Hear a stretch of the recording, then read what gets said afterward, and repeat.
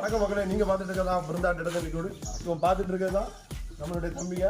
அதாவது நம்மளுடைய வீட்டுக்கு தேவையான பொருட்கள். இது பார்த்தீங்கன்னா வாஷிங் மிஷின் லிக்விடு, இது டிஷ்வாஷ் லிக்விடு,